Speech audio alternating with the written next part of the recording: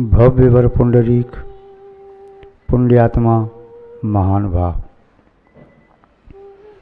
संसारी प्राणी का जीवन निमित्ताधीन बना हुआ है। जीवन में उसे जिस प्रकार के निमित्त प्राप्त होते हैं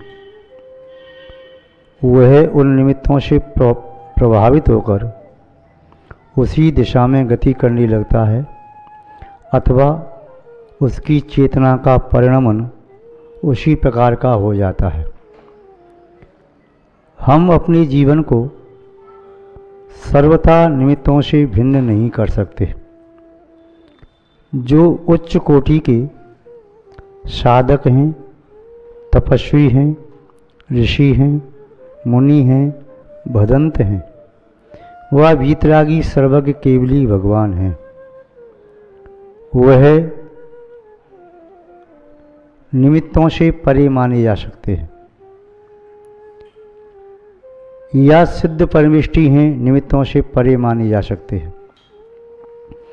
या सबसे निम्न कोटि का प्राणी जीव, उस पर भी निमित्तों का प्रभाव नहीं पड़ता, उसे भी निमित्तों से परे मान सकते हैं।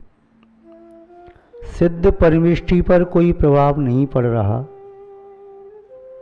अनंतानंत निगोदिया जीव वहाँ भरे पड़े हैं, तो अनंतानंत निगोदिया जीवों पर भी प्रभाव नहीं पड़ रहा अनंतानंत सिद्ध परमेष्टि का। वीतरागी सर्वज्ञ केवली भगवान तीर्थंकर भगवान आदि गंध कुटी व समोषण में विराजमान हैं।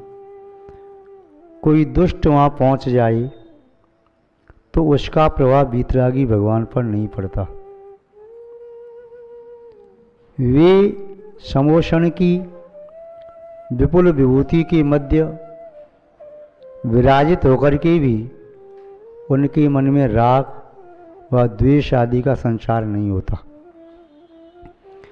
इसी प्रकार से कोई अत्यंत दुष्ट जीव है, उस दुष्ट जीव पर भी अच्छे संस्कारों का प्रभाव नहीं पड़ता। कवि के दो दोहे हैं, एक रहीम दास का दोहा। रहीम जी लिखते हैं, जो रहीम उत्तम प्रकृति कहा कर सकत कुसंग, चंदन विष व्यापे नहीं लिपटे रेत भुजंग। जैसे चंदन के पेड़ पर सर्प लिपट जाएं तो सर्पों के लिपट जाने से चंदन विषाक्त नहीं होता, ऐसे ही उत्तम प्रकृति के उच्च कोटि के जो मानव महामानव कहे जाते हैं उन पर दुष्टों का प्रभाव नहीं पड़ता। भगवान पार्श्वनाथ स्वामी, सुपार्श्वनाथ स्वामी, महावीर स्वामी, तीन तीर्थंकरों पर उपसर्ग हुआ। उपसर्ग से उन तीर्थंकरों की समता खंडित नहीं हुई। अन्य भी मुनि महाराजों पर उपसर्ग हुआ, वे उपसर्ग में समता भाव धारण कर केवल अवस्था को प्राप्त कर लिया और सिद्धत्व को भी प्राप्त किया। इसी तरह जो अत्यंत दुष्ट प्रकृति का कोई भी प्राणी है उस पर भी शिष्ट पुरुषों का प्रभाव नहीं पड़ता। इस संबंध में किसी कवि ने लिखा है, सेंठा उपजो ईख में नेक न लागो रंग, तुलसी ऐसे शठन को कहा करे सत्संग। एक सेंठा जो पेड़ होता है सरपत्ता, उसकी कलम बनाते हैं और उसके पत्ते से शप्पर आदि बनाते हैं, सूप आदि बनाते हैं। यदि गन्ने के खेतों में पैदा हो जाए, गन्ना मीठा होता है किंतु सेंठा हुए मीठा नहीं होता। या कोई एरंड का पेड़ है और इच्छुदंड के बीच में हो तो एरंड का पेड़ मीठा नहीं हो जाता। आम के पेड़ के पास बबूल का पेड़ है तो आम के पेड़ में कांटे नहीं लग जाते और बबूल के पेड़ में आम की मिठास नहीं आ जाती। अत्यंत दुष्ट प्रकृति के प्राणी में सृष्टि की संगति का प्रभाव नहीं पड़ता, किंतु जो मध्य में रहने वाले संसारी प्राणी हैं उनके ऊपर संगति का प्रभाव पड़ता है। जैसी संगति होती है वैसा प्रभाव पड़ता है।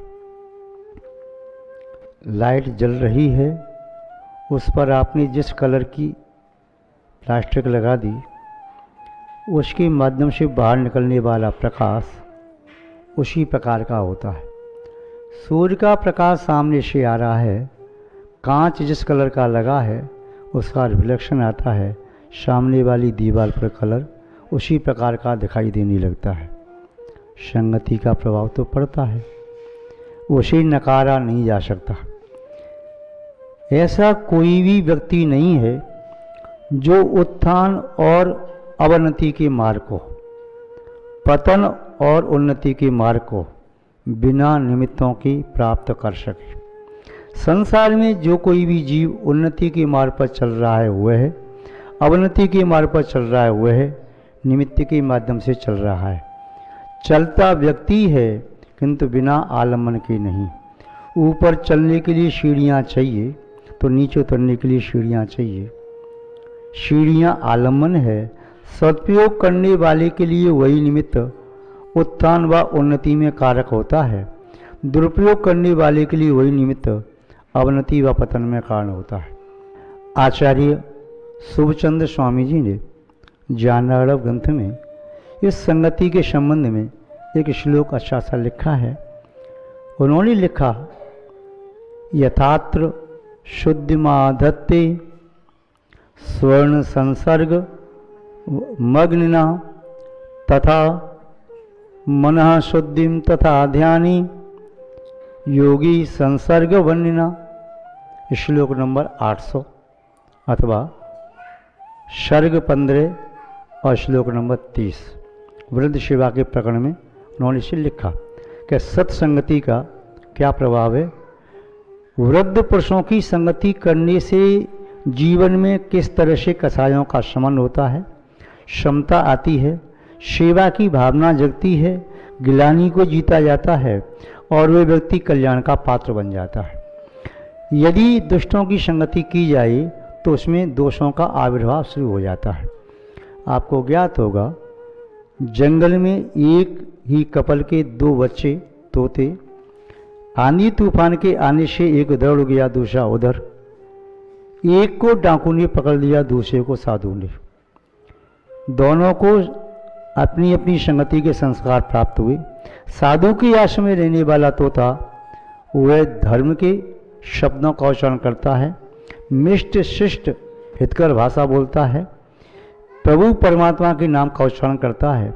जबकि डाकू संगति में पहुंचने वाला तोता, उसके माता पिता एक ही जैसे हैं, जंगल भी वही है, दोनों की दूरी ज़्यादा नहीं, किंतु डाकू के पास रहने वाला तोता अपशब्द बोलता है, गाली गलौज दुष्ट अशिष्ट शब्द बोलता है। ये सब संगति का प्रभाव दृष्ट गोचर प्रत्यक्ष में भी होता है। संगति के संबंध में आचार्य महोदय जो कह रही हैं, इस श्लोक का अर्थ भी देखें। उन्होंने क्या लिखा श्लोक में, यथा अत्र शुद्धि मादत्ते स्वर्ण संस्कार मग्न न। कनक पाषाण अग्नि की संगति पाकर शुद्ध अवस्था को प्राप्त हो जाता है। कनक पाषाण में विद्यमान पाषाण अग्नि के माध्यम से जल जाता है, राख बन जाता है, और स्वर्ण क्रमशः ताप को, अग्नि के ताप को सहन करता हुआ 16वें ताप में पूर्ण शुद्धता को प्राप्त कर लेता है। अग्नि की संगति शुद्ध कर देती है धातुओं को। अग्नि वह कर्म कलमश को जलाने वाली है। कौन सी अग्नि? कर्म कलमश को जलाने वाली अग्नि है ध्यान की अग्नि। किंतु बाह्य कलमश जो धातु उपधातु में जंग आदि लग जाती है, उसे जलाने वाली दावाग्नि होती है। अग्नि से जैसे सोना शुद्ध हो जाता है, और ये संगति का ही प्रभाव है। जीव विचारे कौन भूल मेरी अधिकाई, अग्नि सहे घनपात लोह की संगत पाई। वैसे अग्नि को पीटा नहीं जाता, किंतु अग्नि लोहे में प्रवेश कर जाए, क्षुद्र धातु में, निम्न कोटि की धातु में, दुष्ट में प्रवेश कर जाए, एक में हो जाए, तो लोहार उस लोहे को सीधा करने के लिए, औजार बनाने के लिए पीटता है। उस लोहे के साथ साथ अग्नि को भी पीटना पड़ता है। इस आत्मा का स्वभाव शुद्ध है, अनंतों सिद्धों जैसा है, अपने अंत गुणों को प्राप्त करना है, किंतु कर्म की संगति पाकर ये जीव चतुर्गति परिभ्रमण करता है, दुखों को प्राप्त करता है। जैसे अग्नि लोहे की संगति से वह चोट सहन करती है, उसी प्रकार जीव भी कर्म की संगति के माध्यम से ये चार गति के दुखों को प्राप्त करता है, जन्म मरण के दुखों को प्राप्त करता है। आचार्य महोदय कह रहे हैं, अग्नि का संसर्ग पाकर के स्वर्ण शुद्ध हो जाता है, उसी प्रकार मन शुद्धि तथा ध्यानी पुरुष जिसे अपनी मन की शुद्धि करनी है, मन को शुद्ध बनाना है, तो क्या करी? योगी संसर्ग वन्यना, योगी रूपी अग्नि की संगति करने से, संसर्ग करने से उस ध्यानी पुरुष का मन शुद्ध होता है, ध्यान के योग्य बनता है। कई बार ग्रस्त सदग्रस्त श्रावक श्राविका पूछते हैं, महाराज जी सबसे उच्च कोटि की साधना क्या है? और उन्होंने सुना है या पढ़ा है या पूछने पर उत्तर प्राप्त करते हैं कि ध्यान सबसे उच्च कोटि की साधना है। पुष्प कोटि समम पूजा, पूजा कोटि समम स्तवनम, स्तोत्र कोटि समम ध्यानम, ध्यानम कोटि समम क्षमा। करोड़ों पुष्पों से पूजा करने से अच्छा है शुद्ध मन से एक स्तुति पढ़ो, उससे भी अच्छा है जाप करो, उससे भी अच्छा है ध्यान करो, उससे अच्छा है सुख दुख जो प्राप्त हो रहा है, शुभ अशुभ कर्म का उदय फल, उसमें समता रखो जिससे कर्म निर्जीर्ण हो जाएं और मोक्ष की प्राप्ति हो जाए। ध्यान वह उत्तम निधि है जो आत्मा को परमात्मा बना देती है, किंतु उस ध्यान की प्राप्ति कैसे हो, वह ध्यान कैसे प्राप्त हो? तो ध्यान को प्राप्त करने के लिए योगी की संगति परम आवश्यक है। आचार्य शकल कीर्ति मुनिराज के सुभाषित रत्नावली ग्रंथ में लिखा है, निर्गंत संगम कुरमुक्त बीजम, यदि मोक्ष का बीज चाहिए तो निर्गंत साधनों की संगति करो तो मोक्ष का बीज मिल जाएगा। निर्गंतता, समुचितता, परिचय या कषाय, ये सामग्री है, इसके बिना ध्यान की प्राप्ति नहीं होती। किंतु शिवचंद आचार्य महाराज कह रहे हैं, ध्यान को प्राप्त करना चाहते हो तो योगी जनों की संगति कर लो, सब सामग्री आपको वहीं मिल जाएगी। वैराग्य भी, तत्व विज्ञान भी, निर्गंथपना भी, समुचितता भी और कषाय परिश्रम को सहन करने की सामर्थ्य भी। तो महानुभाव, योगी की संगति ऐसी अग्नि है जो उस प्राणी के अंदर के विकारों को ध्वस्त करती है। जैसे दावाग्नि लकड़ी को जलाती है, जठराग्नि उदर में स्थित भोजन को पचाती है, बड़वाग्नि समुद्र के जल को जलाती है, क्रोधाग्नि विवेक को नष्ट करती है, मोहाग्नि व्यक्ति को मोहित करती है और उसकी शांति को भंग करती है। उसी प्रकार जीवन में ज्ञानाग्नि, तपाग्नि और ध्यानाग्नि, ये अग्नि भी व्यक्ति के विकारों को, व्यक्ति के दुष्कर्मों को, व्यक्ति की दुष्प्रवृत्तियों को और पूर्वबद्ध कर्मों को जलाने में समर्थ होते हैं।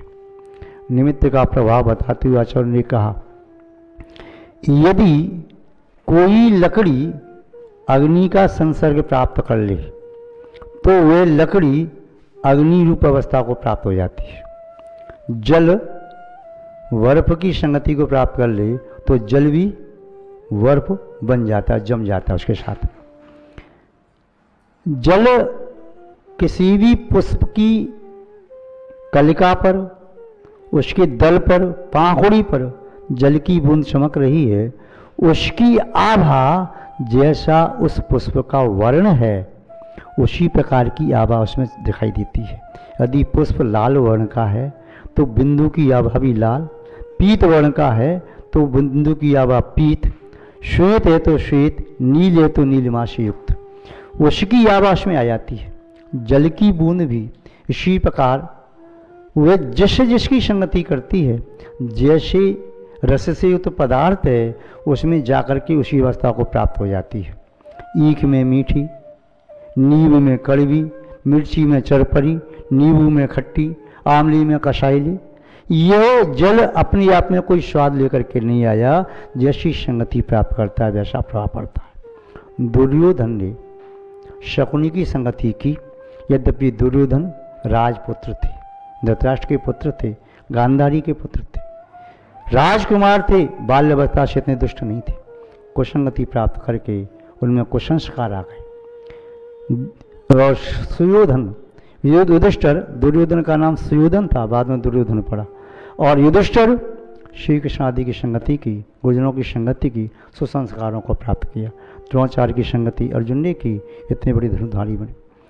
नंदी मित्र ने विनयगुप्त नाम के मुनि महाराज की संगति की, वे नंदी मित्र बाद में चंद्रगुप्त मौर्य बने। नंदीश्वर ने एक मुनि महाराज संगति की जो आत्महत्या करने जा रहे थे, बाद में वसुदेव बने। एक सिंह ने हंस को देख करके ब्राह्मण को उपसर्ग करने का सोचा, भक्षण करने का, किंतु हंस ने कहा ठहरो, ब्राह्मण है, का सम्मान करो। शेर ने सम्मान किया।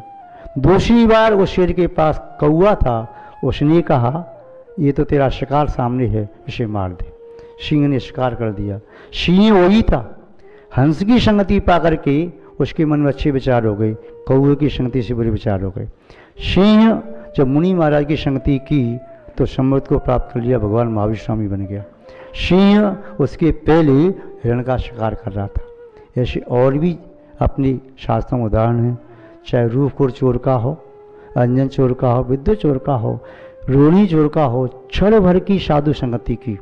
पात्र केसरी ने क्षण भर के लिए वह चातुर्वर्ष मुनि महाराज से वह स्तोत्र सुना और उनका मन बदल गया, मिथ्या से समदृष्टि बन गया। महानुभाव, सत्संगति उत्थान की ओर ले जाने वाली है, कुसंगति पतन की ओर। आचार्य मौर्य कह रहे हैं, जैसे लोहा पाशमणि की संगति से सोना बन जाता है, उसी प्रकार योगियों की संगति से ये आत्मा भी परमात्मा बन जाती है। अतः हमें सत्पुरुषों की, योगी जनों की और प्रभु परमात्मा के बिंबों की संगति करना चाहिए, जिन वचनों की संगति करना चाहिए, जिससे हम अपनी आत्मा का कल्याण करने में समर्थ हो सकें। आज इतना ही पर्याप्त है। जय बोलिए श्री शांतनाथ भगवान की।